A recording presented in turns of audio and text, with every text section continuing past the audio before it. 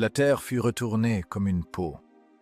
Un obus explosif à fragmentation laboura le Liman à 10 mètres sur le flanc gauche, projetant une tonne de boue contre le blindage brûlant. Dans l'étroite fente de l'épiscope, une masse grise d'infanterie apparut furtivement. Les restes de l'avant-garde fuyaient à travers la fumée, abandonnant leur équipement lourd. L'été 1944 sentait le métal calciné, la poudre brûlée et la chair déchirée. Dans les casques radio, l'éther grésillait de parasites. À travers les craquements, la voix déformée et paniquée du radio du poste de garde parvint à percer. Le poste était écrasé. Un coin blindé allemand fonçait à toute allure sur les positions de la division. Les machines lourdes réduisaient la distance sans ralentir. 50 tonnes d'acier croupe pour chaque unité ennemie. La formation blindée écrasait méthodiquement les tranchées et les nids de mitrailleuses. En pointe de la retraite, évitant par miracle les coups directs, un unique char moyen T-34-85 manœuvrait. Le moteur diesel hurlait, poussé à plein régime. Des éclats cinglaient le blindage de la tourelle, y laissant de profondes balafres. Un ouragan d'artillerie couvrait chaque carré de terrain, l'un après l'autre. Les obus tombaient en damier, coupant toute voie de repli.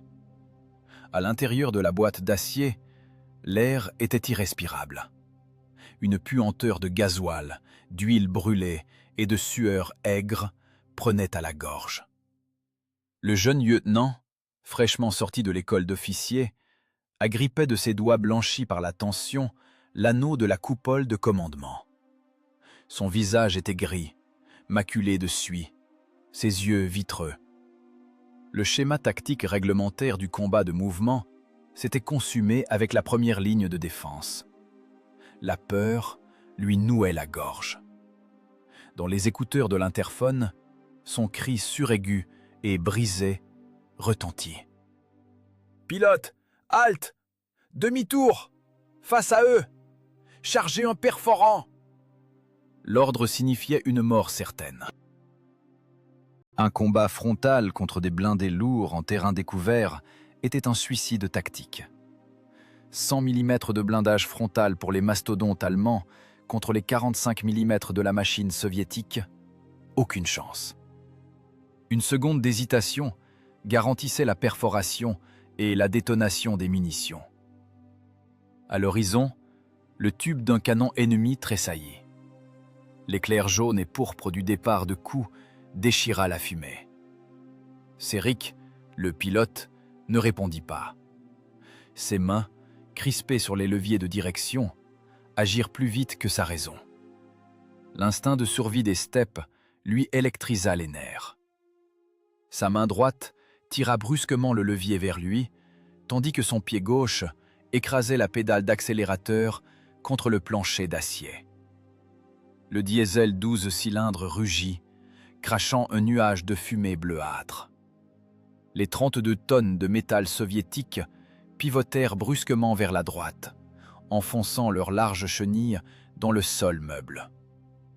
Le projectile perforant déchira l'air exactement là où se trouvait la tourelle une fraction de seconde plus tôt. Une onde de choc monstrueuse secoua la caisse. Les oreilles se bouchèrent. Des copeaux de métal tombèrent dans le col des combinaisons. « Annulé !» s'égosilla le lieutenant, la voix brisée. « C'est le tribunal militaire. Exécutez l'ordre !»« Ferme ta gueule, chef !» aboya Céric à travers le fracas assourdissant du diesel. « Regarde le terrain. De face, on est mort !» Le char plongea dans un entonnoir d'artillerie peu profond. Le moteur hurla de plus belle. La machine bondit sur une crête en rugissant avant de retomber, brisant de jeunes arbres.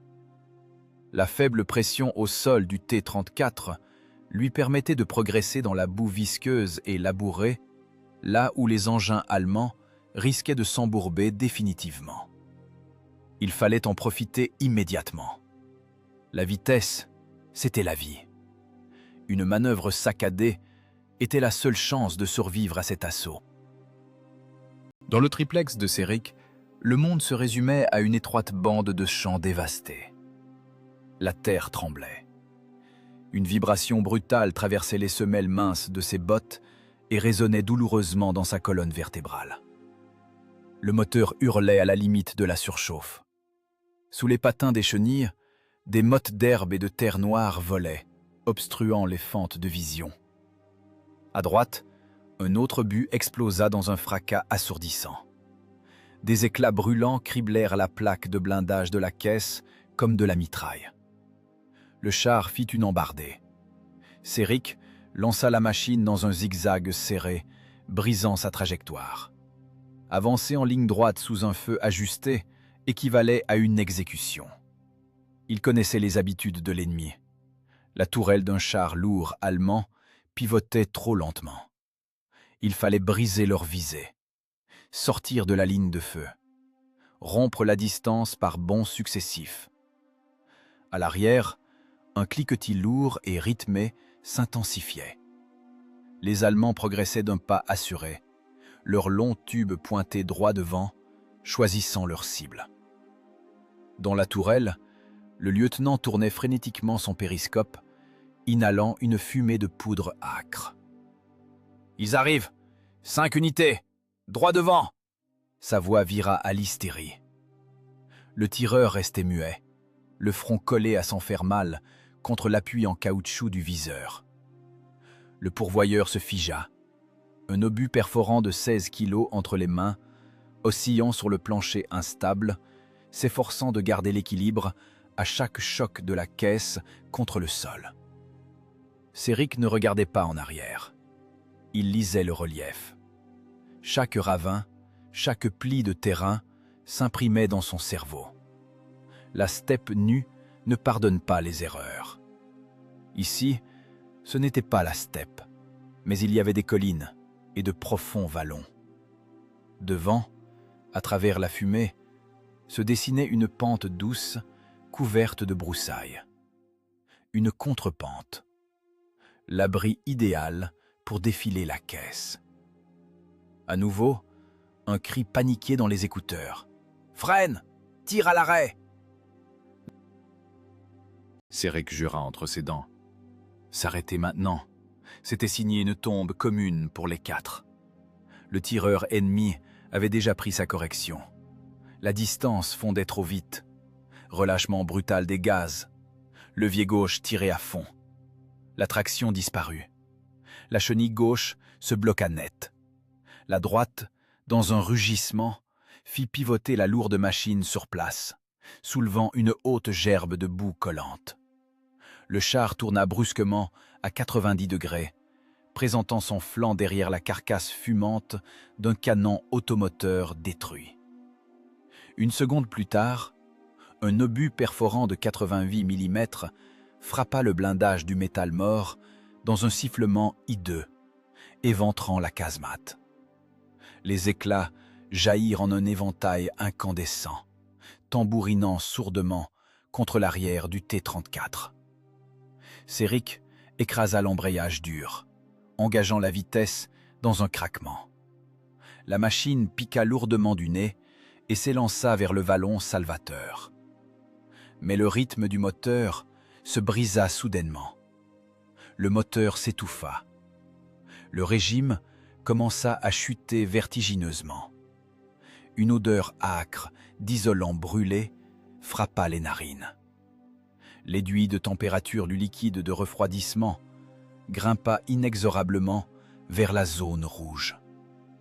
Et derrière, dans un fracas assourdissant de larges chenilles, la silhouette anguleuse et grise du premier char de tête ennemi émergeait déjà sur la crête de la colline.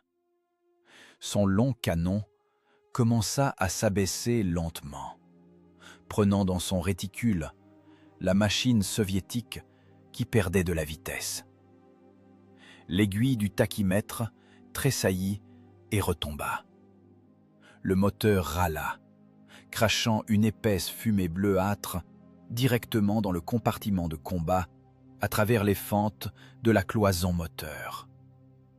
Dans l'espace clos, une odeur le caoutchouc brûlé, de fonte chauffée à blanc et de terre fraîche retournée se répandit instantanément. La température du liquide de refroidissement dépassa les 100 degrés. Le moteur agonisait. Céric frappa de toutes ses forces la lourde pédale de l'embrayage principal, dégageant la vitesse dans un craquement. Sa main gauche actionna la pompe d'amorçage manuel. 1, 2, 3. Les muscles de son dos se crispèrent sous l'effet d'une crampe glaciale. Le levier d'acier s'enfonça dans sa paume calleuse. Son pied droit écrasa la pédale d'accélérateur jusqu'au déclic métallique. Le diesel 12 cylindres toussa, s'étrangla de gasoil et rugit soudainement, grimpant à son régime maximal. Le char bondit en avant, quittant la ligne de mire directe une fraction de seconde avant qu'un lourd obus perforant ennemi n'éventre le limon juste derrière la poupe. Une onde de choc monstrueuse projeta les 32 tonnes de métal soviétique vers le vallon. Céric ne ralentit pas. Il lança la machine droit dans les fourrés épais sur la contrepente de la colline. Les chenilles brisaient les troncs des jeunes chênes dans un craquement sinistre.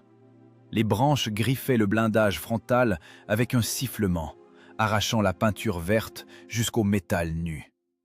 Des fontaines de boue collante jaillissaient des larges chenilles, se déposant en paquets sur les grilles moteurs brûlantes. Le char s'engouffra sur son élan dans une profonde ravine creusée par les ruisseaux printaniers, enfonçant son nez pointu dans le sol meuble. L'inclinaison de la caisse atteignait presque 30 degrés. La tourelle se retrouva au ras du bord du ravin. Céric venait de réaliser un camouflage agressif et sommaire dans l'urgence absolue. La caisse de la machine était totalement dissimulée par les plis du terrain. Le secteur de tir donnait directement sur le flanc du coin blindé qui approchait. La vitesse de rotation de la tourelle des poids lourds allemands n'était que de 8 degrés par seconde. Céric transforma le ravin en un piège mortel idéal, retournant cette lenteur ennemie contre elle-même. Dans l'étroit compartiment de combat, c'était un enfer étouffant. La température dépassait les 50 degrés. La fumée de poudre âcre brûlait impitoyablement les yeux irrités.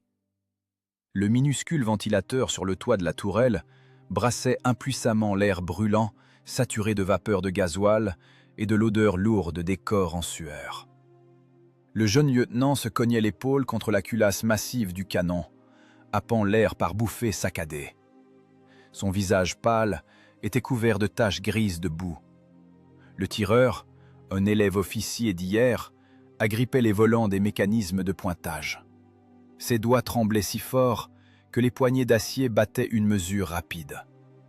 Il marmonnait des paroles incohérentes, les yeux fixes, dilatés par une terreur incontrôlable, rivés à l'appui en caoutchouc du viseur télescopique.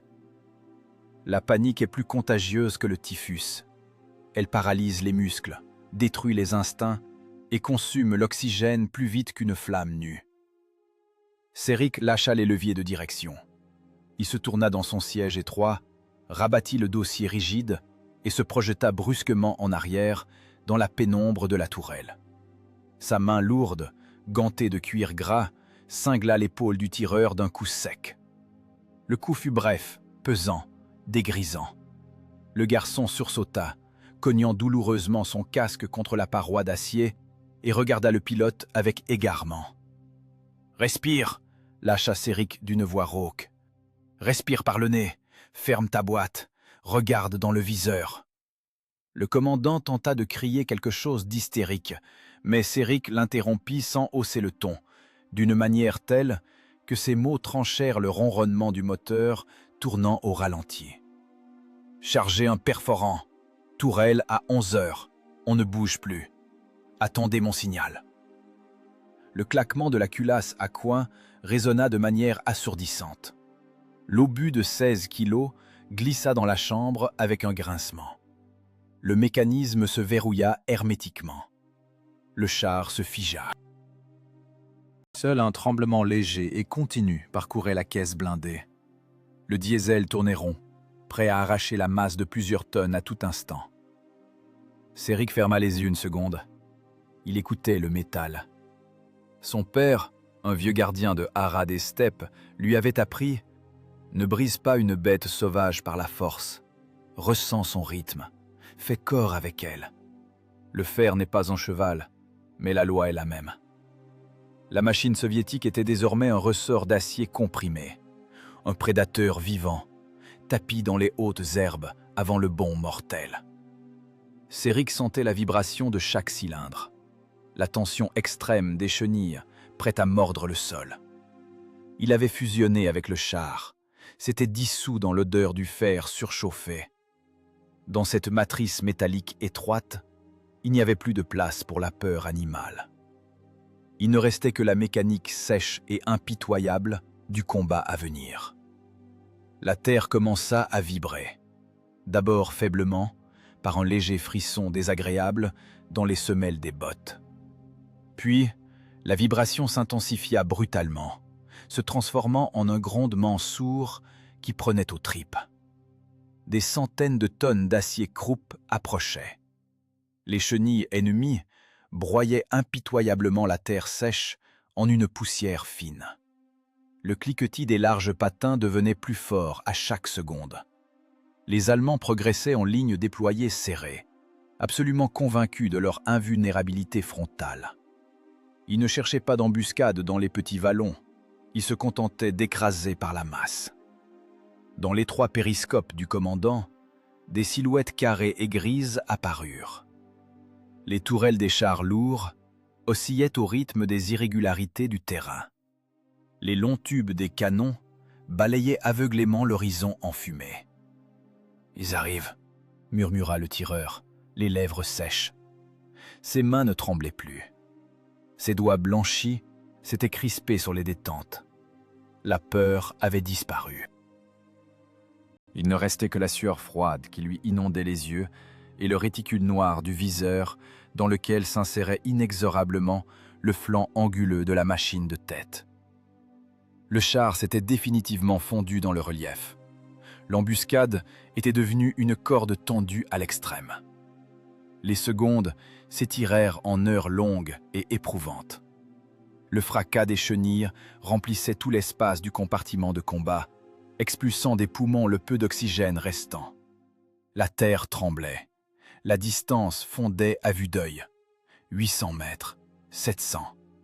La poussière soulevée par les chenilles ennemies se déposait déjà sur le blindage du T-34.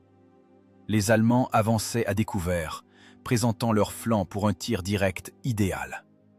Mais il était trop tôt pour frapper. Tout coup prématuré ne ferait qu'égratigner le blindage épais et trahirait leur position. Il fallait les laisser approcher à bout portant, les attirer dans la zone de pénétration garantie.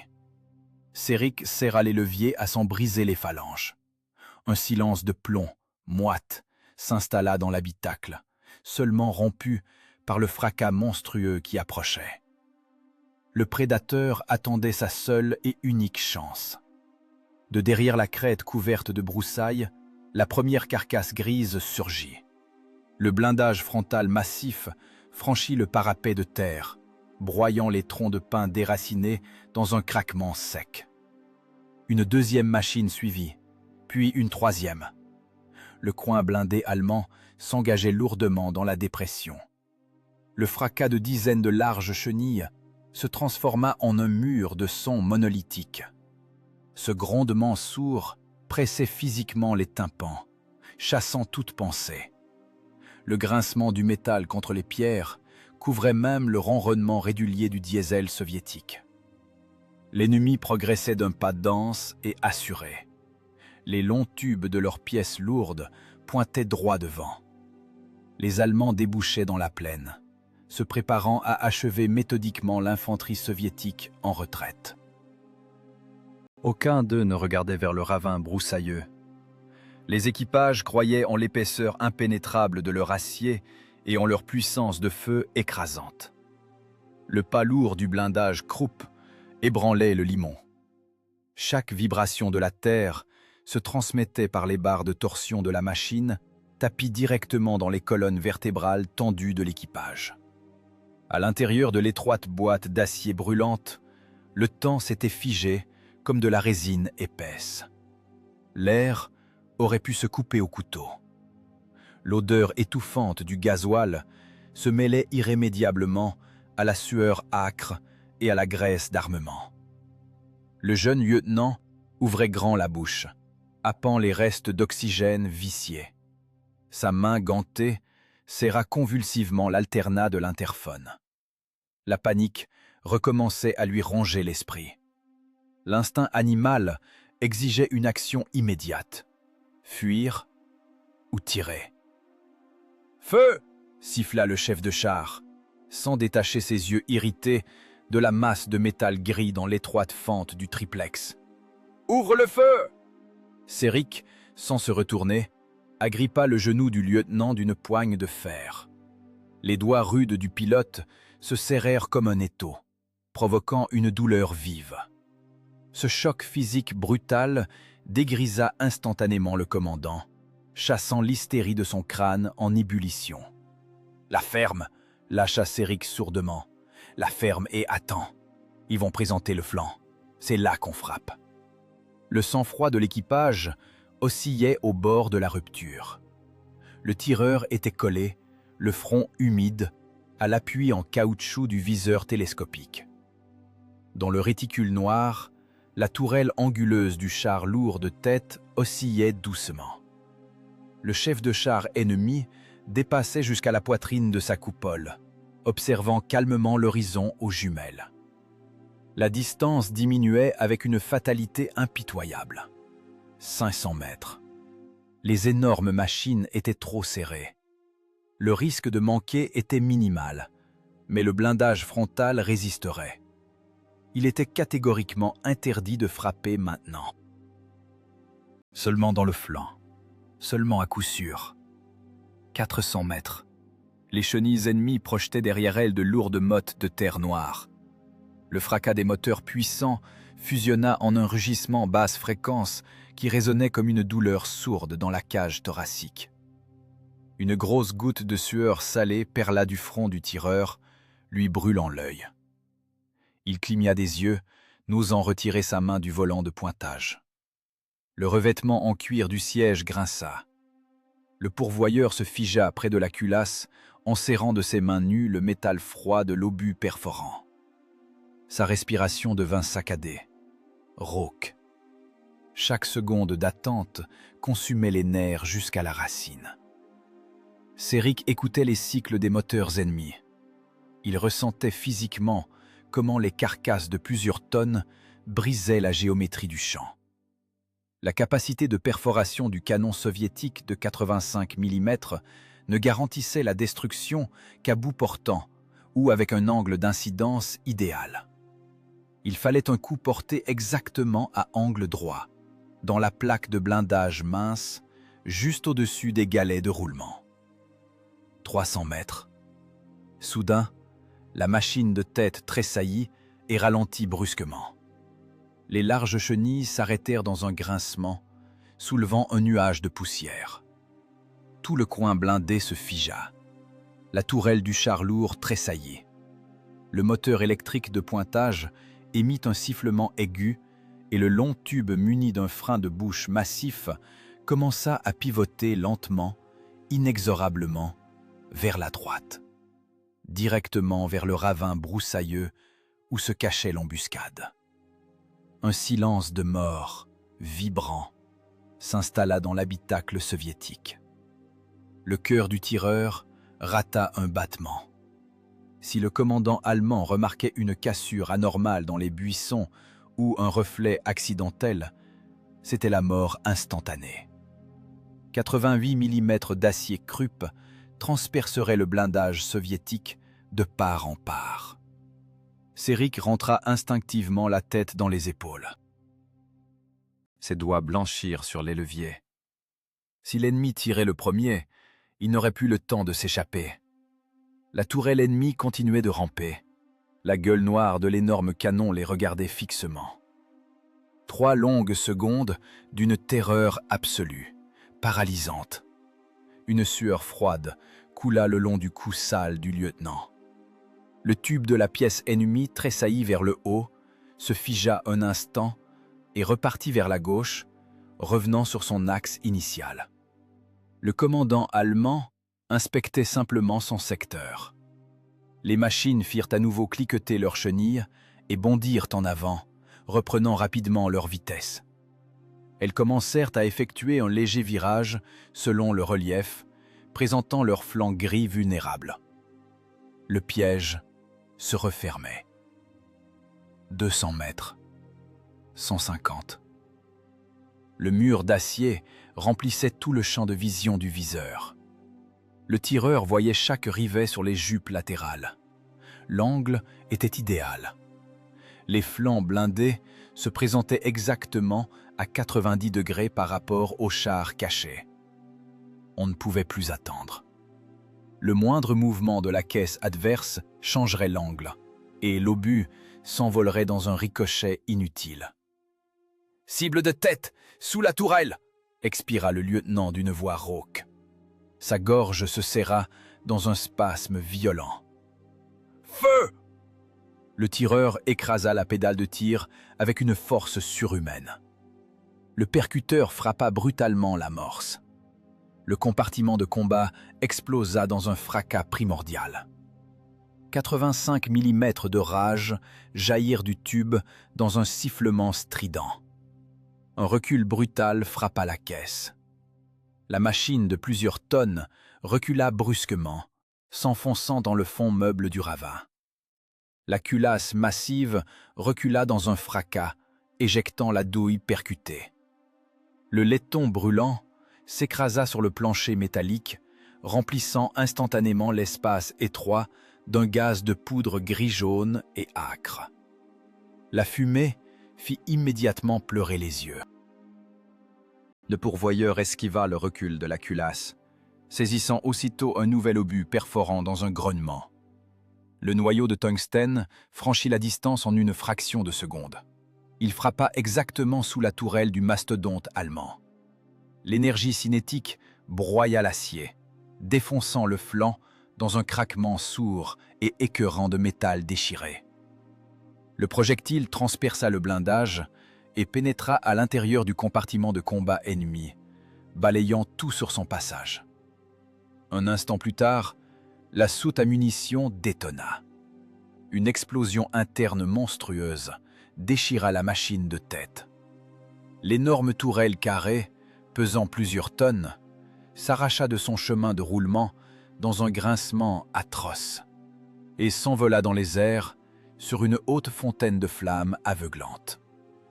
Une onde de choc puissante frappa les chars voisins, projetant au sol les caisses et les fantassins portés.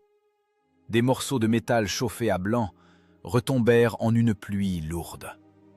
La formation allemande se brisa en une seconde.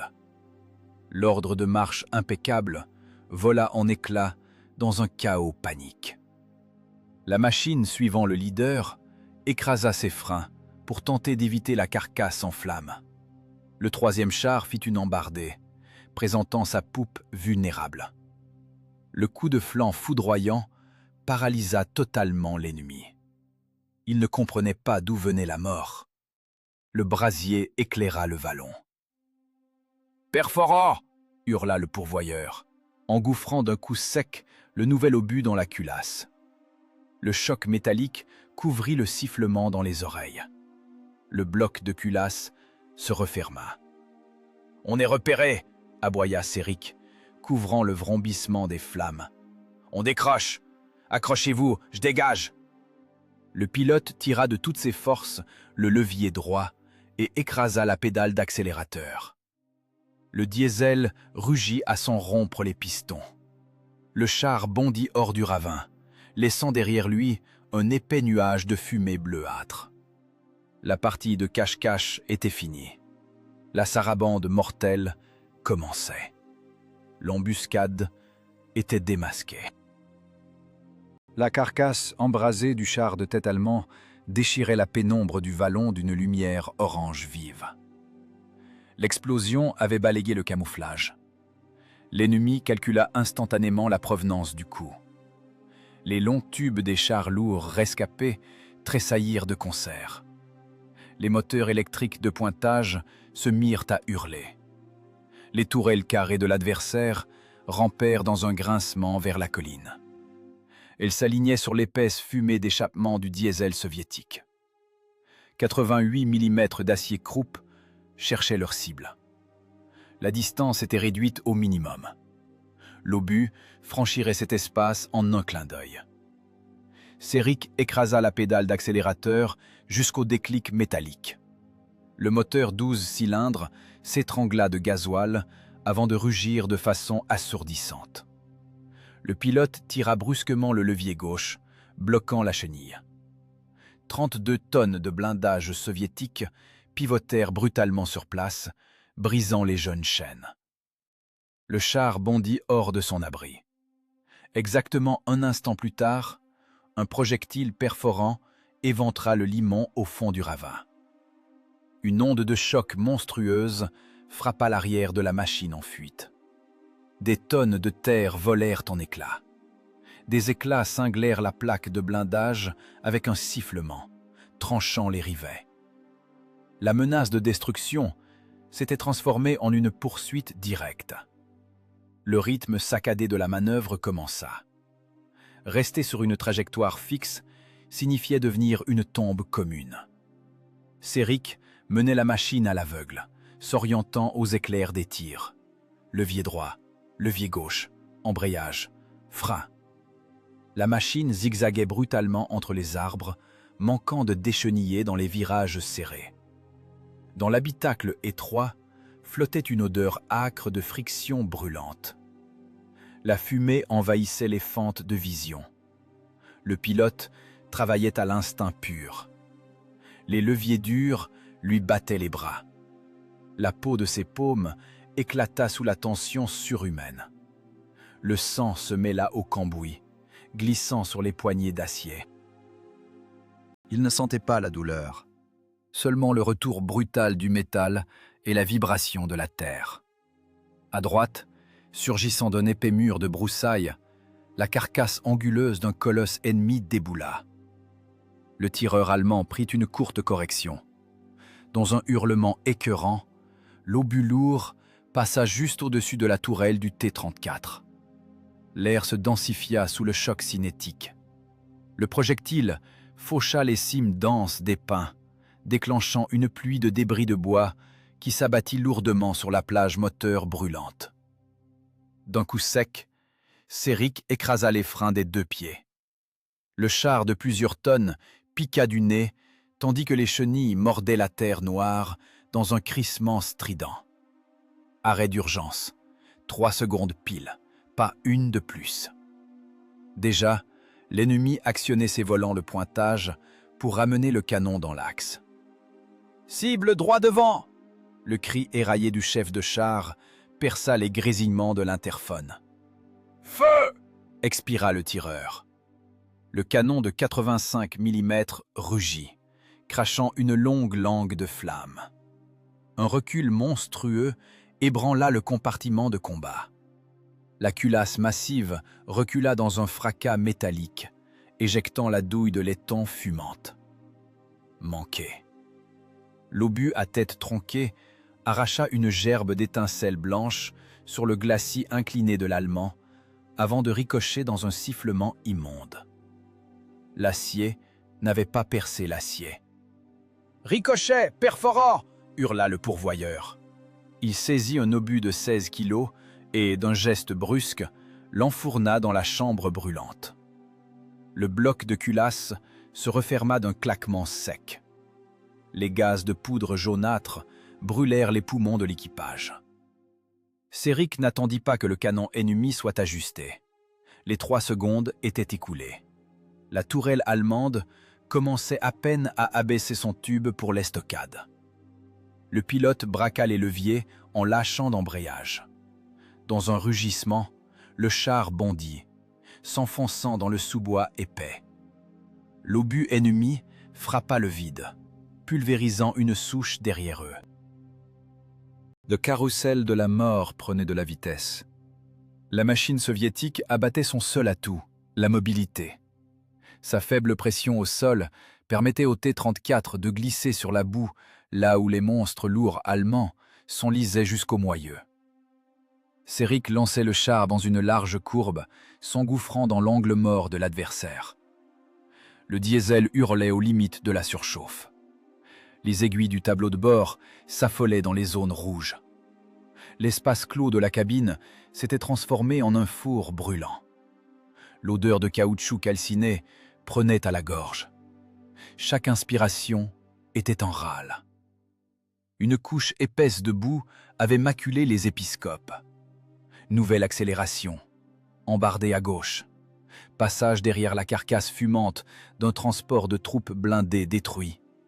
Freinage, pivot brutal de la tourelle. Le jeune équipage perdait toute apparence humaine. Ces hommes n'étaient plus que les rouages d'un système d'armes.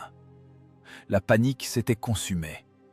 Il ne restait que la mécanique froide et haineuse de la survie.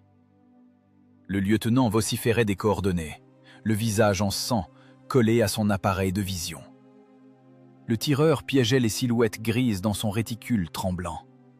Le pourvoyeur travaillait comme un automate, balançant des masses d'acier d'un coude dans le métal incandescent de la culasse. Ses mains couvertes de cloques ne sentaient plus le poids. Arrêt. 2 secondes. Le moteur rugit au ralenti. Flanc! Feu! Le coup partit. Un éclair aveuglant. Le choc sourd et terrifiant d'une pénétration. Une colonne d'épaisse fumée noire jaillit du compartiment moteur de la seconde machine ennemie. L'adversaire pressauta et s'immobilisa net. Les conduites de carburant sectionnées s'embrasèrent. Mais le carrousel ne s'arrêtait pas. 3 autres chars lourds changèrent brusquement de tactique. Ils cessèrent de ramper vers l'avant pour s'écarter en éventail, tentant de prendre l'insaisissable char soviétique dans une tenaille de feu. Le fracas de leurs chenilles résonnait de toutes parts. L'espace nécessaire à la manœuvre de salut se réduisait à vue d'œil. La forêt s'éclaircissait. Devant eux s'ouvrait la steppe nue. Débouler en terrain découvert signifiait devenir une cible idéale pour un tir croisé. Séric cracha une salive amère. Il essuya la sueur sanglante de son front d'une manche crasseuse. Ses yeux se plissèrent. Il tira brutalement les 2 leviers vers lui, écrasant les pédales à fond. Le char pivota sur place, broyant les arbres rescapés, et se jeta droit vers le mur d'acier qui avançait, s'abritant sous l'angle de tir mort, au cœur même de la formation ennemie. Les chenilles déchiraient la terre. Le diesel hurla sur une note unique, infinie. La distance se réduisit à bout portant. Le T-34 s'engouffra à pleine vitesse au centre même du dispositif ennemi. Les énormes carcasses anguleuses des blindés allemands se dressaient de toutes parts, barrant l'horizon de leurs plaques de blindage grises. L'espace se transforma instantanément en une centrifugeuse mortelle et hurlante, faite de poussière épaisse, de fumée de poudre jaune et âcre, et de mottes de terre noire projetées dans tous les sens. La machine soviétique tournoyait frénétiquement entre les géants d'acier. Les tourelles adverses, dans un crissement métallique assourdissant, tentaient de verrouiller la cible agile. Les moteurs électriques de pointage allemands hurlaient sous la charge maximale. Mais la vitesse de rotation de leurs tourelles était catastrophiquement insuffisante. L'ennemi ne parvenait physiquement pas à suivre le rythme saccadé et agressif de la manœuvre soviétique. Les canons lourds frappaient le vide, labourant la terre là où, une seconde plus tôt, se trouvait l'arrière du char en fuite. À l'intérieur de la cabine étroite et brûlante, les hommes avaient disparu. Il ne restait que des mécanismes parfaits de chair, de sang et de nerfs tendus. La peur animale et paralysante s'était consumée dès les premières minutes du contact. La panique aveugle des cadets de la veille s'était muée en une concentration de professionnels, morte et absolument froide. Le jeune lieutenant ne s'égosillait plus. Ses ordres étaient devenus des impacts verbaux courts et secs, perçant le fracas de l'interphone. Le tireur s'était soudé à l'oculaire du viseur télescopique. La bonnette en caoutchouc lui avait ouvert l'arcade sourcilière à cause des secousses incessantes, mais il ne prêtait aucune attention aux gouttes rouges qui lui inondaient l'œil. Les flancs et les arrières ennemis défilaient dans le réticule noir pendant des fractions de secondes. C'était suffisant. Ses doigts écrasaient les détentes rétives par pur instinct de combat. Le pourvoyeur était devenu un piston vivant infatigable. Les énormes obus perforants de 16 kilos s'enfournaient les uns après les autres dans la chambre incandescente du canon. Le claquement de la lourde culasse à coins battait le rythme impitoyable de ce slalom mortel. Les douilles de laiton percutées tombaient avec un tintement sur le plancher métallique. Elles étaient chauffées à blanc, brûlant les semelles en caoutchouc des bottes et remplissant la cabine d'une chaleur insupportable et de gaz asphyxiant. Le travail synchrone de l'équipage avait atteint un automatisme absolu, bestial. Plus personne ne pensait à la mort ou aux chances de survie. Il faisait simplement un travail sale et épuisant, aux confins des capacités physiques humaines. L'air brûlant incendiait les poumons à chaque inspiration convulsive. Céric était physiquement épuisé. Sa respiration s'échappait de sa gorge serrée dans un sifflement rauque et déchirant. Sa combinaison de tankiste, trempée de sueur poisseuse, lui collait au dos. La boîte de vitesse non synchronisée exigeait des efforts monstrueux à chaque passage. Les leviers d'acier rétifs lui labouraient les paumes, les transformant en une bouillie sanglante. La peau épaisse et calleuse de ses mains avait craqué à plusieurs endroits sous la friction constante. Le sang chaud glissait sur les poignets métalliques, l'obligeant à les serrer avec une force encore plus inhumaine qui tétanisait ses avant-bras. Sa jambe droite était totalement engourdie par les coups brutaux portés à la pédale d'accélérateur. Mais le pilote mécanicien ne sentait plus la douleur depuis longtemps. L'instinct ancestral du chasseur des steppes avait pris le contrôle total de son corps. Céric ne se contentait pas de voir le champ de bataille chaotique à travers l'étroite fente de vision. Il le ressentait par chaque cellule de sa peau. Il percevait les moindres variations du rugissement grave des moteurs 12 cylindres ennemis à travers le fracas de son propre diesel. Il sentait, par sa moelle épinière, vers où pivotait exactement le long tube de plusieurs tonnes de l'adversaire à travers le rideau épais et impénétrable de fumée de poudre. Droit devant, surgissant de nuages de poussière, la silhouette massive et inclinée d'un panthère apparut soudainement. 75 mm de mort à long tube regardait droit dans le nez du char soviétique lancé à pleine allure. Le tireur allemand avait eu le temps de verrouiller la cible dans son optique. Distance, moins de 50 mètres. Il ne restait plus de temps pour une embardée. Le massif frein de bouche ennemi tressaillit imperceptiblement avant le coup. Céric le comprit une milliseconde avant l'éclair aveuglant. La menace mortelle exigeait une solution cinétique immédiate. Dans un rugissement désespéré, le pilote écrasa les deux pédales du frein principal. Simultanément, il tira les deux embrayages latéraux vers lui jusqu'en butée, mettant tout le poids de son corps dans l'effort. 32 tonnes de métal lancées s'ancrèrent dans le sol. Les chenilles d'acier mordant la terre dans un crissement monstrueux et assourdissant. Les galets de roulement arrière décollèrent du sol sous le choc. Le char piqua du nez avec une telle violence que l'équipage manqua d'être écrasé contre les parois d'acier internes. Un freinage d'urgence brutal à la limite du basculement. L'air comprimé juste devant le nez du T-34 se déchira dans un sifflement perçant et immonde. L'obus perforant du panthère passa à quelques centimètres du glacis incliné. Le choc cinétique arracha les chenilles de rechange fixées au blindage et sectionna le phare métallique. L'onde de choc élastique fouetta la fente de vision, aveuglant le pilote une seconde durant par la poussière soulevée. L'ennemi avait manqué son coup. Le char soviétique n'avait pas encore eu le temps de reposer son lourd arrière au sol. Le balancier de la suspension n'avait pas achevé son cycle. « Sous la tourelle, feu !» cracha le lieutenant en même temps que le sang de sa lèvre mordue. Le tireur écrasa la détente. Le 85 mm rugit, crachant une longue langue de flamme aveuglante. À cette distance, le tir ne nécessitait pas de visée prolongée. L'obus perforant lourd frappa exactement sous la tourelle du Panthère, dans la mince ceinture de blindage verticale au-dessus du garde-boue.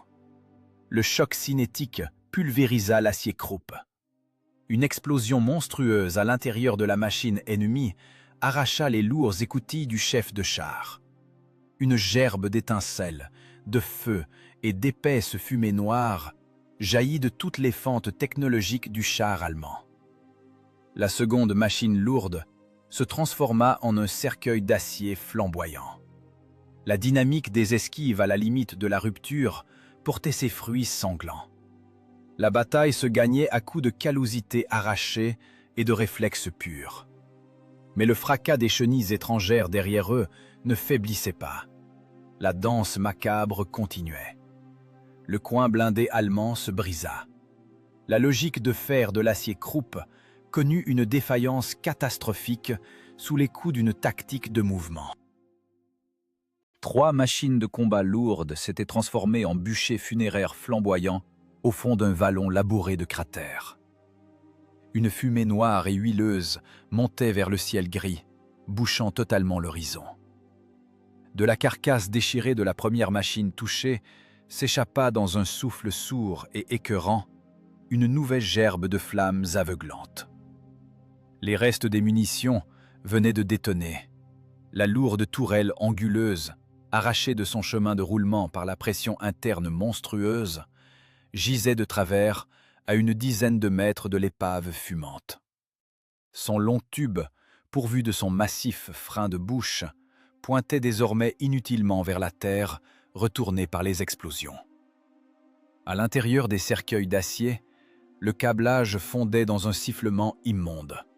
Les épiscopes de verre éclataient sous la chaleur insupportable. Le gasoil en feu se répandait sur le limon labouré par les chenilles, transformant le champ de bataille en un enfer calciné. L'odeur du métal brûlé se mêlait indissociablement au gaz de poudre âcre et au caoutchouc fondu des bandages de roues. Les restes de la compagnie blindée d'élite ennemie flanchèrent. Un adversaire invisible et fulgurant avait écrasé leur assurance tactique.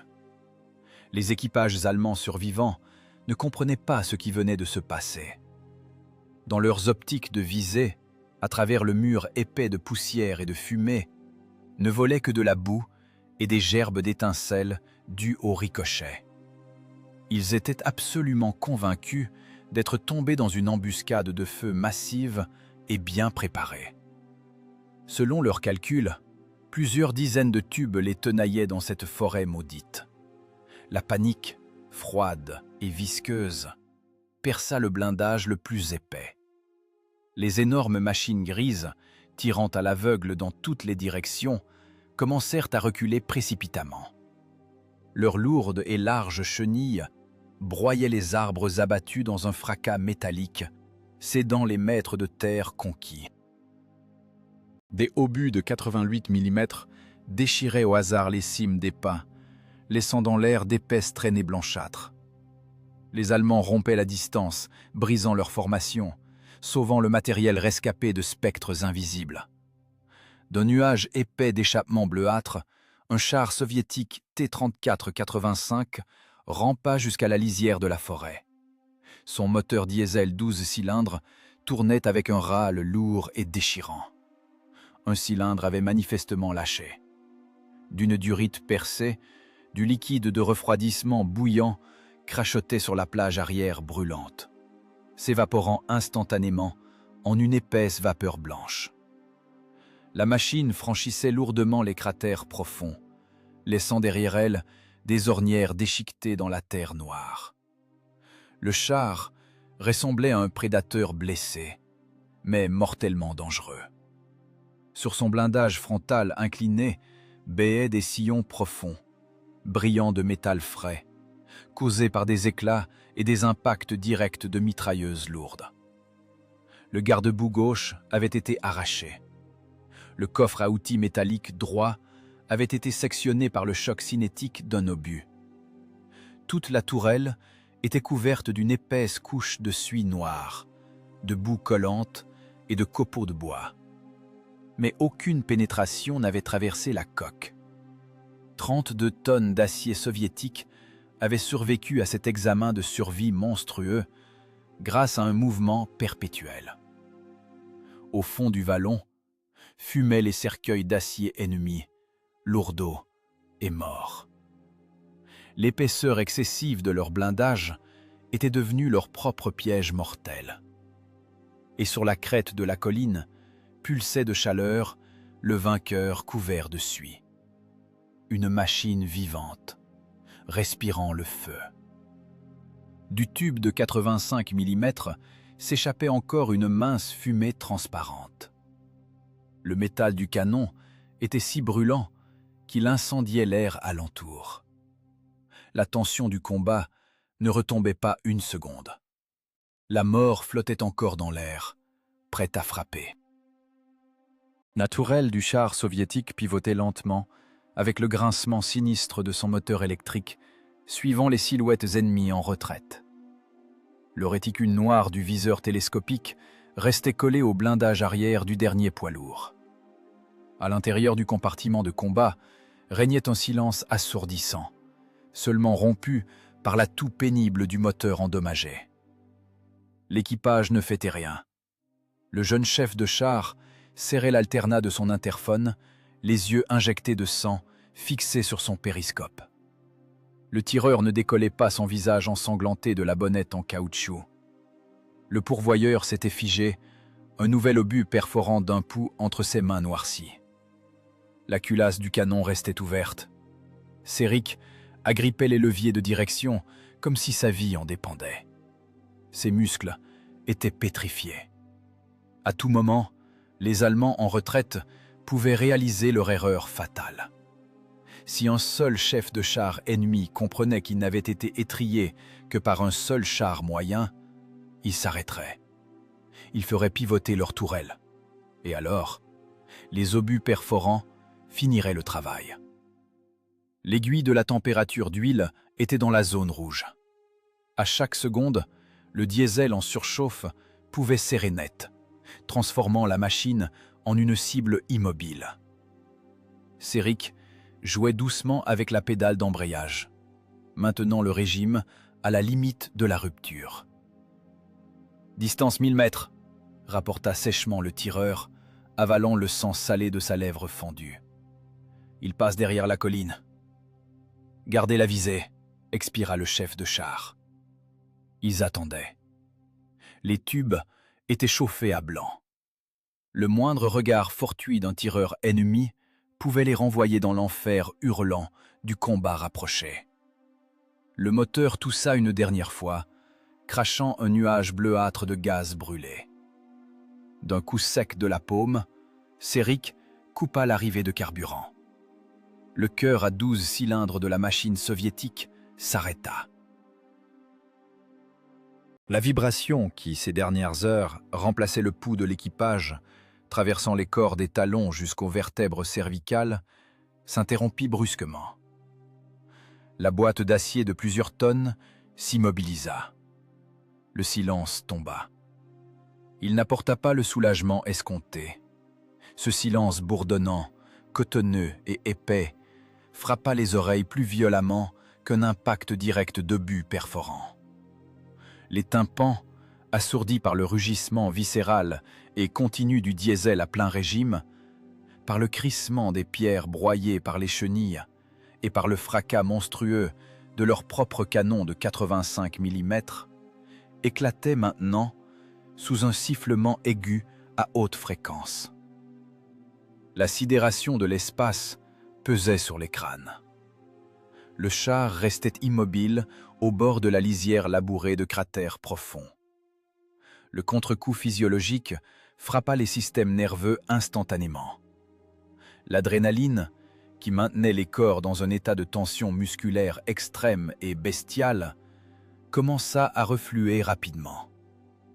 Elle s'en allait, laissant derrière elle un vide chimique calciné. Le réflexe animal, qui forçait les hommes à agir plus vite qu'un obus en vol, s'éteignit. À sa place, vint une physiologie impitoyable. Le jeune lieutenant, de ses doigts tremblants et absolument rebelle, arracha la tache serrée de son serre-tête. Le casque de cuir tomba avec un bruit sourd sur le plancher métallique jonché de douilles de laiton percutées.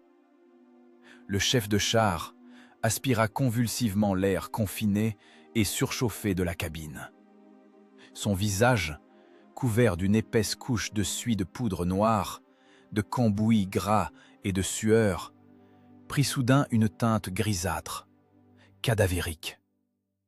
Son estomac se noua dans un spasme cruel et douloureux. Le lieutenant eut à peine le temps de se détourner de la culasse massive. Il vomit de la bile directement sur le tas brûlant de douilles vides. Des hauts-le-cœur secouaient violemment le dos maigre du jeune officier. Son organisme rejetait physiquement l'horreur chtonienne vécue. L'odeur acide du vomi se mêla instantanément à la puanteur étouffante du gasoil répandu, de l'isolant électrique roussi et de la graisse d'armement brûlée. Personne ne prononça un mot. Personne ne détourna le regard.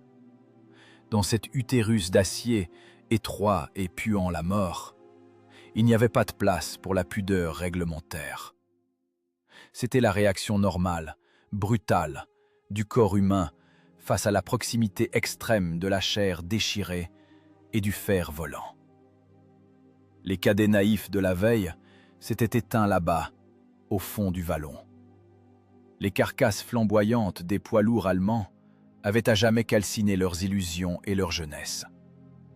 Ils étaient devenus des hommes connaissant le prix d'une fraction de seconde. Le tireur, comme s'il bougeait dans un sirop épais, décolla lentement son visage ensanglanté de la bonnette en caoutchouc du viseur télescopique. Ses paupières enflammées tremblaient légèrement. Le pourvoyeur s'affaissa lourdement sur le plancher nervuré du char, laissant tomber ses bras sans force le long de son corps. Ses doigts, couverts de cloques dues aux brûlures cruelles contre le métal brûlant de la culasse, tremblaient de manière incontrôlée. Une fatigue de plomb s'abattit sur leurs épaules, écrasant les hommes contre le sol comme sous une presse invisible de plusieurs tonnes. Chaque mouvement exigeait désormais un effort monstrueux, une volonté colossale. De l'extérieur monta une odeur de roussi étouffante. La peinture de protection sur la plage arrière du moteur se boursouflait et commençait à se consumer sous l'effet de la surchauffe extrême du moteur. Une mince fumée blanche s'engouffra par l'écoutille ouverte de la tourelle. « On brûle !» croassa sourdement le pourvoyeur, ne reconnaissant pas sa propre voix brisée. Le mot tomba comme une sentence sèche, mais aucune panique ne surgit. Les réflexes implantés par le combat fonctionnèrent avec précision.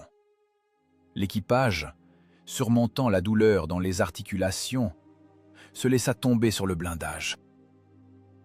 Leurs jambes ne les portaient plus, flanchant traîtreusement sur les soudures irrégulières et les plaques d'acier. Les tankistes arrachèrent les bâches des flancs, les mirent en boule avec rage et, en silence, méthodiquement, étouffèrent les flammes naissantes sur le métal brûlant. Le métal de la machine vivait sa propre vie.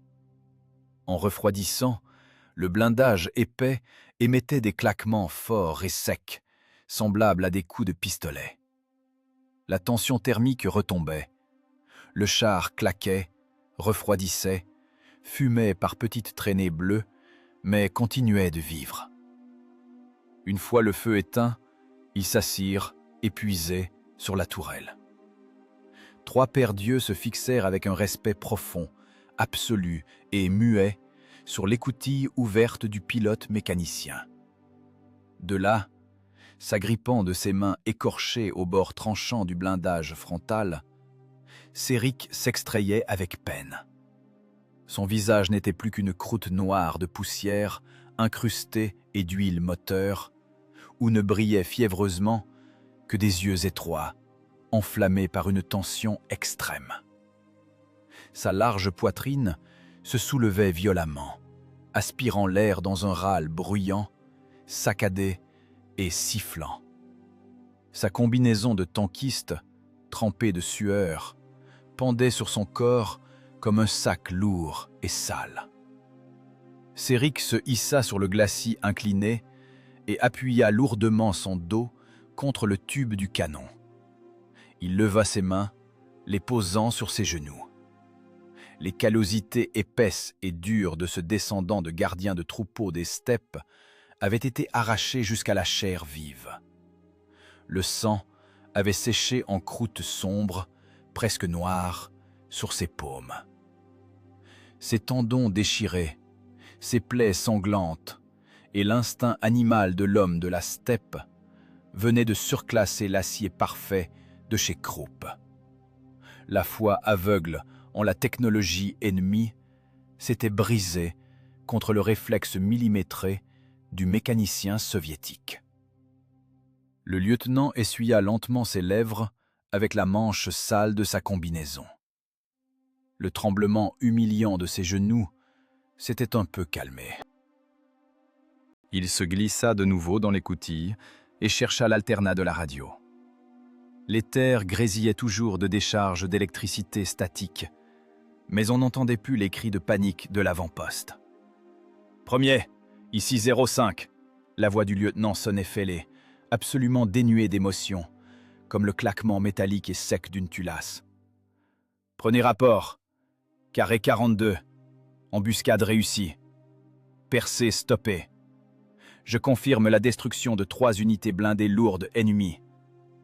Les machines brûlent. » Un craquement fort retentit dans le haut-parleur, puis un long silence, chargé d'incrédulité, s'installa. À l'autre bout du fil de l'état-major, on ne pouvait physiquement pas croire ce qu'on venait d'entendre. Un seul char moyen avait stoppé la percée d'un coin lourdement armé. « 05, répétez. Combien de détruits ? » « 3 unités. Elles brûlent. Terminé. » Le lieutenant lâcha le bouton et ferma les yeux de fatigue. Dehors, Céric offrait son visage sale au faible souffle d'un vent frais. Du vallon continuait de monter, inlassablement, une colonne épaisse et grasse de fumée noire.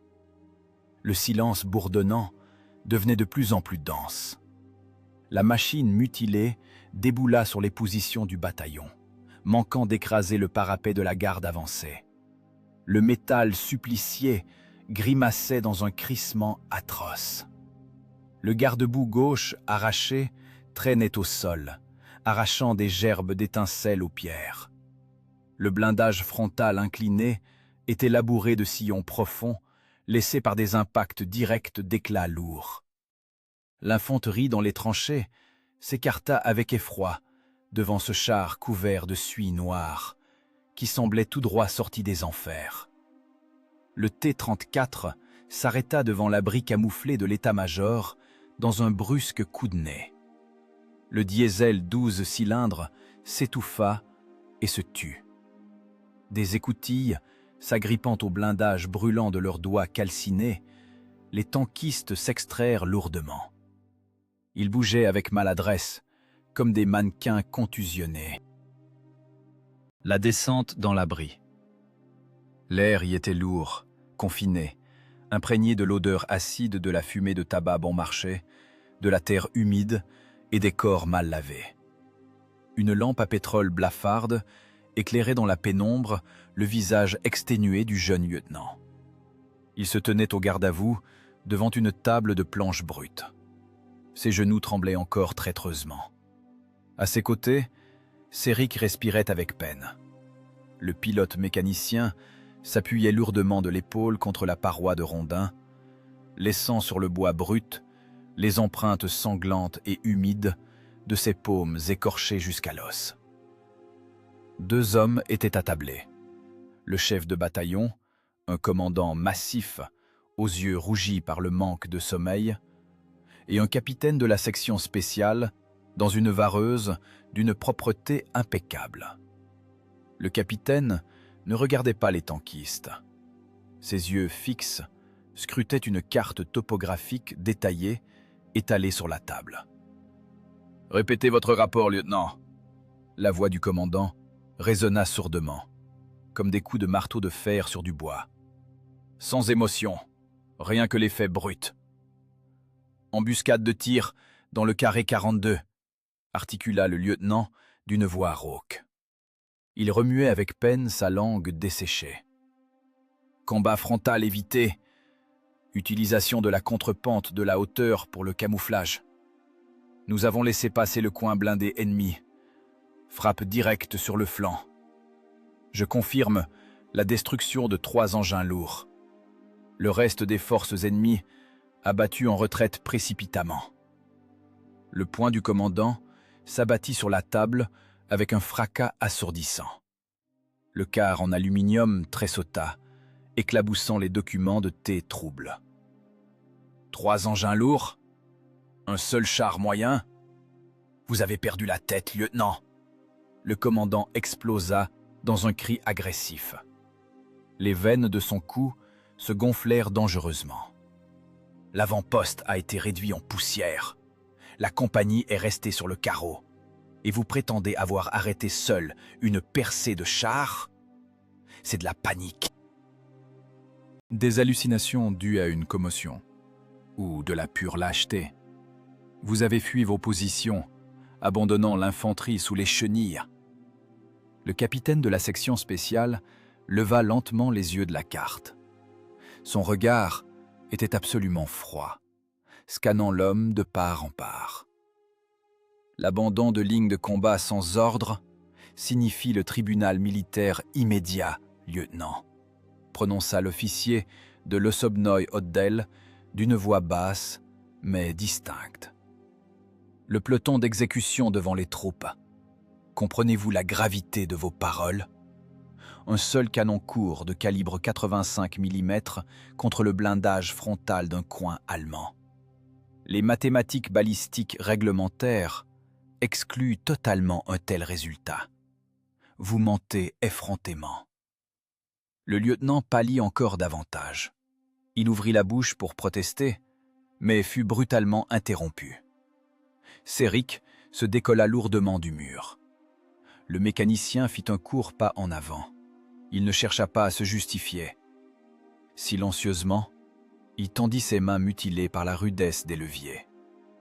La peau était arrachée par lambeaux, les plaies profondes et noires de cambouis, le sang épais et coagulé sur des callosités déchirées. Les mathématiques réglementaires ne tiennent pas compte du relief accidenté, capitaine, dit sourdement Céric. Sa voix résonnait comme le cliquetis monotone de maillons de chenilles. Le règlement ignore à quelle vitesse exacte tourne la lourde tourelle d'un char allemand dans la boue visqueuse. Ils sont aveugles sur les flancs. Nous avons frappé à bout portant, dans le flanc et sous la tourelle, à l'arrêt et à pleine vitesse. La boue nous a sauvés. Leur masse excessive les a tués.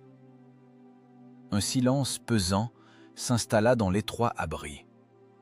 Le capitaine déplaça son regard des mains ensanglantées du mécanicien vers son visage mort et calme. Dans les yeux du tankiste, il n'y avait pas une once de peur face à l'exécution. Il n'y restait qu'une fatigue abyssale, celle d'un homme qui vient d'éventrer la mort à main nue. « Un véhicule !» lança brusquement l'officier de la section spéciale au commandant en se levant. « On va au carré 42, immédiatement !» Le tout-terrain léger américain à ciel ouvert démarra en trombe dans un rugissement, projetant de la boue sous ses larges roues. Le moteur hurlait à la mort. Les officiers étaient secoués sur les sièges rigides, agrippés aux poignets. Le pilonnage d'artillerie sur le secteur n'avait pas encore cessé. La terre tremblait sourdement. À droite et à gauche, des geysers noirs d'explosions s'élevaient. Les éclats fendaient l'air froid au-dessus de leur tête, avec un sifflement sinistre. L'officier de la section spéciale ne se baissait pas. Il regardait droit devant lui. Le véhicule pila brusquement au bord d'un ravin profond. Le chauffeur coupa le moteur. Les officiers descendirent et se figèrent sur le parapet. Le scepticisme de Bureau vola instantanément en éclats face à la cruelle réalité du terrain. Au fond du ravin, labouré par les cratères, 3 gigantesques brasiers d'acier fumaient encore. Les carcasses mutilées des engins lourds n'étaient plus que des amas informes de métal déchiré et calciné. L'odeur âcre de chair brûlée et d'acier de blindage fondu frappa leurs narines, provoquant un réflexe de nausée. Le commandant ôta sa casquette, hébété. Il fit un pas en avant, ses bottes glissant sur le sol imprégné de gasoil. L'examen froid du lieu du combat remit tout en place. Le capitaine descendit au fond du ravin. Il lisait les traces des larges chenilles sur le sol comme un livre technique ouvert. Ici, les sillons enfoncés dans le limon. Là, le char soviétique s'était figé dans une embuscade silencieuse, dissimulant totalement sa caisse derrière la crête de la hauteur. Une position de tir parfaite, pas un mouvement superflu. Là, une dispersion de douilles de laiton brûlantes. Et là, le point du premier coup mortel. L'officier s'approcha de la carcasse éventrée du char de tête. La plaque de blindage latérale de 80 mm d'épaisseur avait été enfoncée vers l'intérieur avec une force monstrueuse. Les bords de la brèche étaient fondus et retournés vers l'extérieur par la pression interne colossale des munitions ayant détonné. L'impact avait été porté précisément à un angle de 90 degrés. Un calcul géométrique parfait. Plus loin, les traces racontaient l'histoire d'une manœuvre impossible. Des tranchées arrachées par les chenilles soviétiques étroites traversaient le ravin en zigzags imprévisibles. Le char avait bondi entre les engins lourds ennemis, freinant brusquement et se jetant en avant comme l'éclair. Les traces de freinage d'urgence avaient décapé le gazon jusqu'à la roche. À côté, les cratères noirs des obus allemands ayant manqué leur cible. L'ennemi n'avait physiquement pas eu le temps de pointer ses canons pesants pour suivre le carrousel enragé de l'engin manœuvrable. La vitesse de rotation de la tourelle allemande était fatalement en retard sur la célérité du bond soviétique. Le capitaine ramassa au sol un lourd éclat fondu d'un obus ennemi. Le métal brûlait douloureusement ses doigts à travers le gant. L'officier regarda longuement les ruines noires du coin blindé. Ce n'était pas un miracle divin. Ce n'était pas la chance du soldat. C'était de la haute voltige de cinétique de combat. Un calcul machine absolument froid des trajectoires et de la prise de vitesse. Une ruse ancestrale et instinctive des steppes, multipliée par la puissance du diesel et la soif de vivre. Le capitaine desserra les doigts. L'éclat d'acier croupe tomba dans la boue. L'officier se tourna brusquement vers le commandant sidéré. Le regard du capitaine n'était plus sceptique. On y lisait une compréhension inconditionnelle. « Appelez les dépanneuses, commandant », dit fermement l'officier de la section spéciale. récupérez les documents sur les morts. Et rappelez immédiatement cet équipage de la ligne de front. Le commandant cligna des yeux, surpris.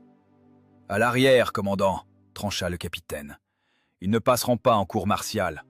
Ils iront dans un bataillon d'instruction. Qu'ils inculquent la science de la survie aux recrues. Avant que nous ne brûlions tous ici, jusqu'à la dernière miette. » L'ordre tomba comme un couperet, annulant sans pitié le sommeil tant attendu. Pas de pito, pas de citation pour des médailles. L'équipage ne reçut même pas 24 heures de repos. Le front dévorait les hommes à une vitesse monstrueuse, exigeant toujours plus de machines, tandis que les renforts brûlaient massivement dès le premier contact de feu. Le polygone d'entraînement à l'arrière les accueillit dans un rugissement assourdissant et incessant de diesel éreinté. Une boue lourde et collante volait en paquets épais sous les larges chenilles, obstruant totalement les fentes de vision. L'odeur de gasoil brûlé, mêlée à la puanteur de l'embrayage calciné, s'était incrustée dans la terre labourée par les explosions. Les nouveaux équipages arrivaient pâles, terrifiés, gavés de brochures réglementaires et d'instructions. Ils craignaient les lourds engins allemands jusqu'à la nausée. Ils attendaient des vétérans survivants, des récits de haute volée et des exploits héroïques. Au lieu de cela, ils reçurent d'emblée un enfer personnel et épuisant. Céric arracha un jeune conscrit tremblant des rangs d'une poigne brutale au col de sa vareuse huileuse. Il le jeta sans un mot au poste de pilote mécanicien dans les entrailles d'acier brûlantes d'un T-34-85 d'instruction. Le vétéran se tint derrière lui, agrippant de ses mains sales le dossier du siège. Le moteur 12 cylindres hurla de douleur sous la pression brutale et maladroite de la lourde pédale. L'engin d'instruction tressauta, fit grincer affreusement sa boîte de vitesse non synchronisée et s'élança sur la piste d'obstacles. Le polygone était un amoncellement chaotique et mortel de cratères profonds, de dents de dragon en béton et de carcasses calcinées de blindés brûlés. « Gaz à fond !» croissa Céric dans les laryngophones. Le conscrit rentra instinctivement la tête dans les épaules. Droit devant, la tourelle rouillée d'un char lourd détruit surgissait inéluctablement. L'instinct animal de conservation força le gamin à ralentir. Ses muscles se crispèrent. Son pied chercha par réflexe la pédale dure du frein principal. Le poing lourd de Céric s'abattit avec une violence brutale sur le casque de cuir du conscrit. Le coup résonna dans le crâne du jeune pilote, lui faisant voir des étoiles. « Levier gauche vers toi! Arrache tout avant qu'on se fasse buter !» Le rugissement du vétéran couvrit le fracas du moteur. Dans une panique aveugle, le conscrit tira sur la friction gauche.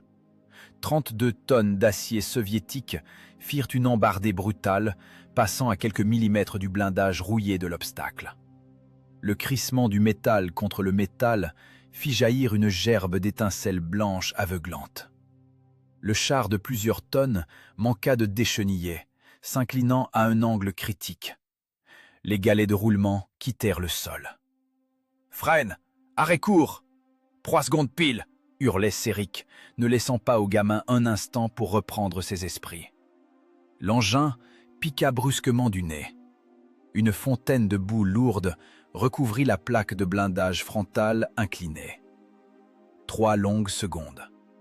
C'était exactement le temps qu'il fallait à un pointeur expérimenté pour capturer dans le réticule du viseur télescopique la silhouette grise de l'ennemi et écraser la pédale de tir. Pas un instant de plus.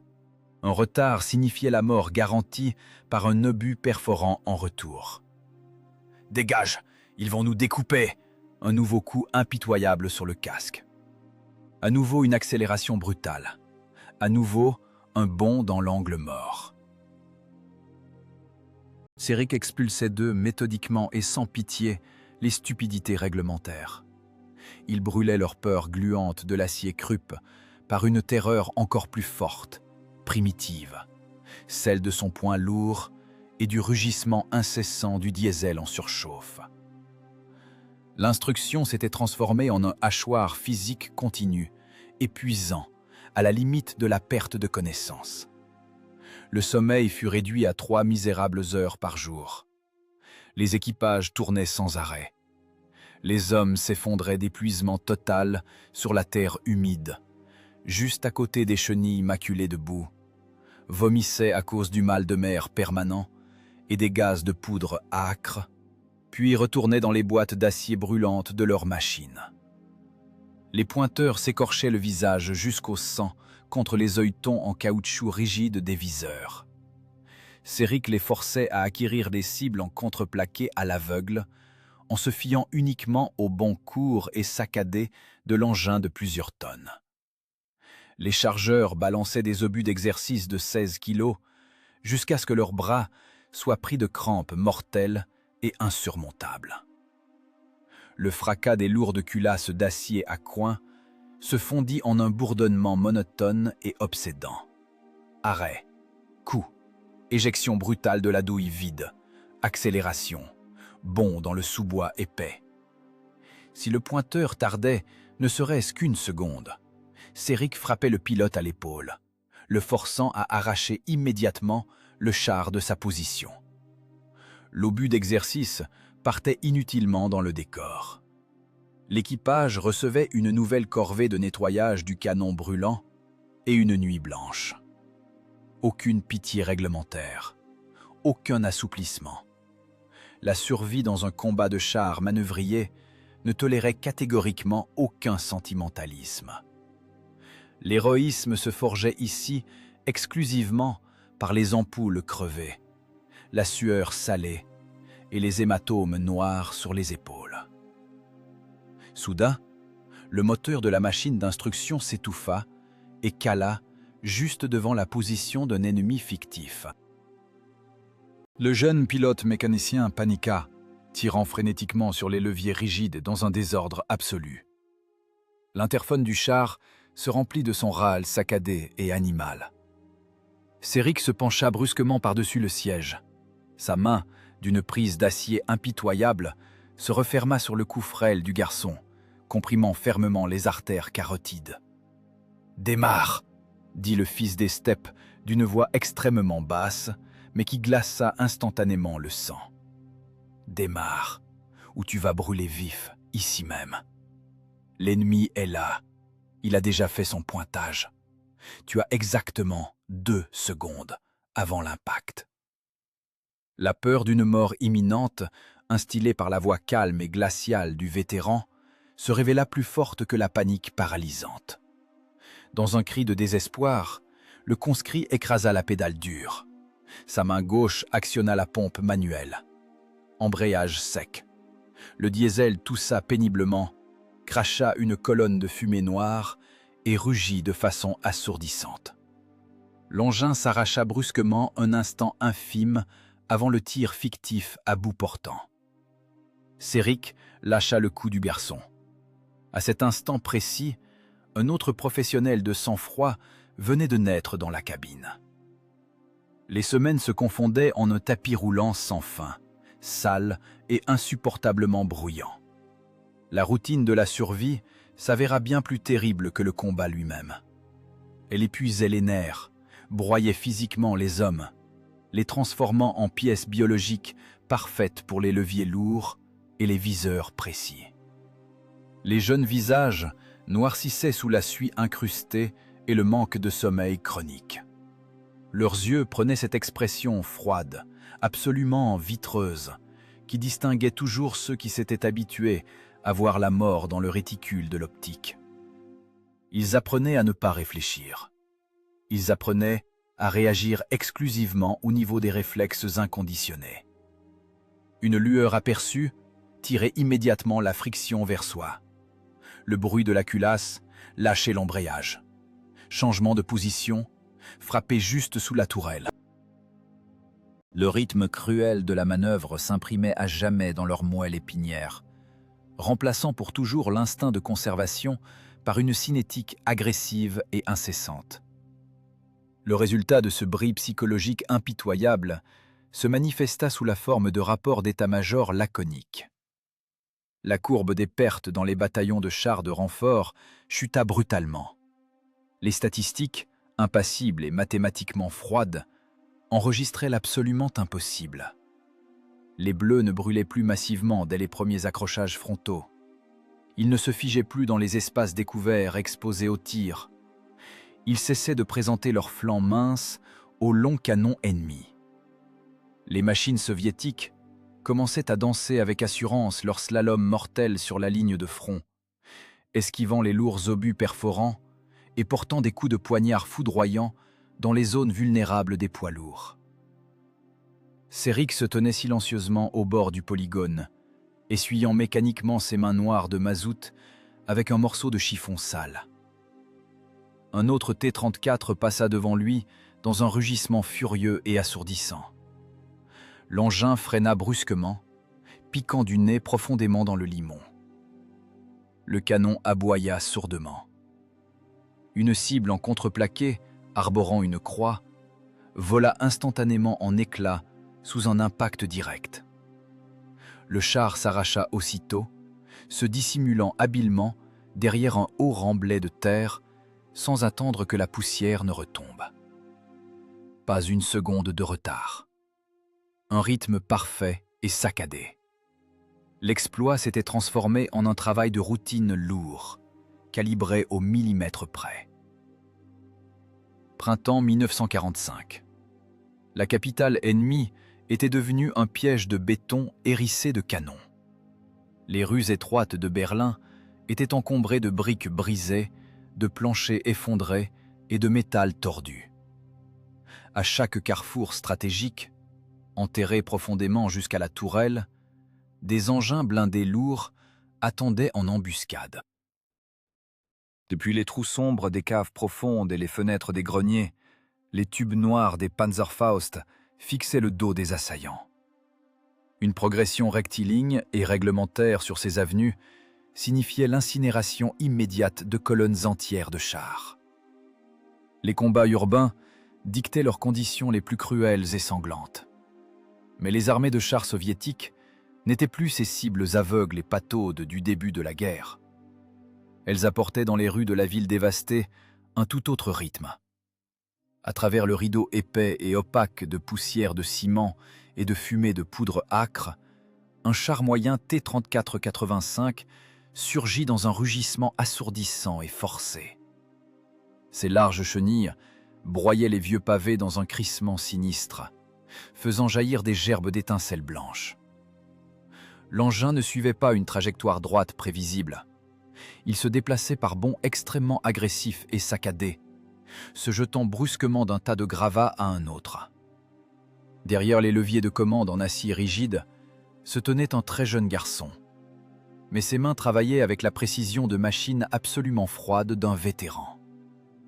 Dans sa mémoire musculaire, dans le cortex même de son cerveau, étaient gravées à jamais les leçons cruelles des polygones de l'arrière, suivies aux limites des capacités physiques humaines. Il ne pensait plus à la mécanique de la manœuvre. Il la respirait. Devant lui, à travers le voile gris de la poussière qui retombait, une silhouette massive et anguleuse apparut soudain. Une énorme et lourde panthère se tenait en embuscade derrière une puissante barricade faite de wagons de tramway renversés. Son long canon de 75 mm contrôlait déjà fermement le seul passage étroit de la rue. « Cible droit devant, perforant !» s'enroua le chef de char, serrant la poignée de l'interphone au point d'en avoir les articulations blanches. « Pointez !» rugit le pointeur. Il était collé, l'arcade sourcilière éclatée et sanglante contre l'œilleton en caoutchouc du viseur télescopique. Le pointeur allemand écrasa la pédale de tir le premier. Un lourd obus perforant déchira l'air densifié avec un sifflement atroce qui écorchait les oreilles. Mais l'engin soviétique n'était déjà plus là. Le pilote mécanicien, une fraction de seconde imperceptible avant l'éclair aveuglant du départ de coup, avait instinctivement tiré la friction gauche à fond et écrasé de toute la force de sa lourde botte la pédale du frein principal. 32 tonnes d'acier allié soviétique furent projetées de côté dans un dérapage monstrueux, arrachant les pavés. L'engin de plusieurs tonnes défonça par un choc cinétique écrasant le mur porteur en briques d'un bâtiment d'angle. L'obus perforant ennemi fit exploser inutilement un tas de pierres derrière leurs poupes. Le char s'engouffra en rugissant dans le rez-de-chaussée sombre du bâtiment dévasté. Des morceaux de stuc lourds et d'épais nuages de poussière de plâtre blanche s'effondrèrent du plafond. L'air dans l'étroit compartiment de combat devint instantanément dense, étouffant, emplissant la gorge de poussière sèche. Le moteur diesel 12 cylindres hurla de façon déchirante dans ce cul-de-sac de pierre, son écho amplifié se répercutant sur les murs. « Faustnik, en haut !» hurla le chargeur à s'en déchirer les cordes vocales. Il avait aperçu, dans une brèche béante du plafond en béton, un uniforme gris et le tube d'acier d'un lance-grenade braqué directement sur leur plaque de dessus de moteur brûlante. La menace d'une mort imminente venant d'en haut ne laissait pas le temps de faire pivoter la tourelle. Le pilote mécanicien débraya brutalement, changea de vitesse dans un craquement éclair et écrasa la pédale d'accélérateur au plancher avec une force animale. Le diesel s'étouffa de gasoil et recracha un épais nuage de fumée noire. Le char bondit en avant en patinant, emportant les restes des cloisons intérieures du bâtiment. La grenade à charge creuse frappa la pierre exactement à l'endroit où se trouvait la poupe de l'engin, une fraction de seconde plus tôt. L'explosion dirigée creusa un énorme cratère dans le sol, arrosant les plaques de blindage d'une grêle dense d'éclats brûlants et de béton. Le char soviétique jaillit par une large vitrine du côté opposé de l'immeuble, laissant derrière lui une épaisse traînée de poussière et de débris de verre. Ce slalom mortel se poursuivait sans aucune interruption. Le T-34 surgit directement sur le flanc de la barricade allemande. La lourde panthère se retrouva absolument aveugle de ce côté. Ses servomoteurs électriques se mirent à hurler désespérément dans les aigus, tentant de faire pivoter la tourelle carrée vers la nouvelle menace surgie de nulle part. Lentement, trop lentement. La vitesse de rotation des mécanismes massifs allemands ne pouvait physiquement pas rivaliser avec la cinétique enragée et saccadée du bond soviétique. « Halte !» trancha le chef d'équipage. Le pilote écrasa les freins des deux pieds. Le char piqua brusquement du nez, les crêtes d'acier de ses chenilles s'enfonçant dans l'asphalte défoncé avec un sifflement. L'arrêt d'urgence dura exactement 3 secondes. Pas un instant de plus. C'était précisément le temps nécessaire au pointeur pour porter un coup calibré dans la zone vulnérable. Feu! 85 mm de pure fureur frappèrent à bout portant. L'obus perforant transperça le mince blindage latéral vertical du poids lourd allemand dans un craquement sourd et écœurant de métal qui se brise. L'explosion interne monstrueuse des munitions qui détonaient déchira la panthère de l'intérieur. L'énorme tourelle fut arrachée de son chemin de roulement dans un fracas et retomba lourdement sur les rails de tramway tordus. Les flammes s'élevèrent haut au-dessus des ruines de la ville, éclairant les murs noircis de suie. Le char soviétique ne s'attarda pas une seconde de trop pour évaluer les résultats de son coup fatal. Embrayage sec, plein gaz, levier droit vers soi. L'engin s'arracha dans un rugissement viscéral et se volatilisa sans laisser de traces dans la poussière grise de la ruelle suivante, avant même que les débris enflammés de l'ennemi ne touchent le pavé. Dans tout Berlin en flammes, la même scène se répétait sans cesse. De nouveaux jeunes équipages s'enfonçaient impétueusement, tels des loups d'acier, dans la défense profonde de la ville. Ils surgissaient soudainement de derrière les amas de ruines, portaient des coups de poignard précis lors d'arrêts courts et changeaient instantanément de position, se dissolvant dans la fumée. Il ne tentait plus de percer de manière suicidaire l'infranchissable blindage frontal de l'ennemi à découvert. Il déchirait la distance, imposait leur rythme agressif et démantelait méthodiquement les points de résistance allemands par les flancs vulnérables.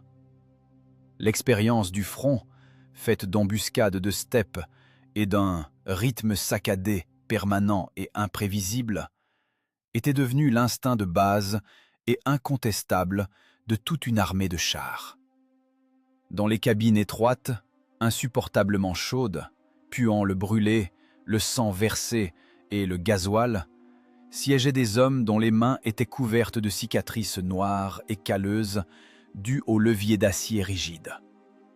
Dans leur subconscient était gravée à jamais, à vif, l'intuition ancienne de la steppe, traduite dans le langage de la mécanique brute, du carburant diesel et des lourds obus perforants. La sagesse de la survie que leur avait inculqué le rude vétéran sur un polygone de l'arrière, jonché de douilles vides. Ne pas briser l'ennemi par la force brute de front s'il est plus massif. Utiliser au maximum le relief du terrain. Se cacher dans les angles morts. Transformer le mouvement permanent et saccadé en leur arme principale et la plus mortelle. Estocade, arrêt court, coup destructeur, retrait immédiat, changement de position. Dans cette guerre totale des moteurs lourds et de l'acier croupe, ce n'était pas l'épaisseur millimétrique du métal qui assurait la survie finale.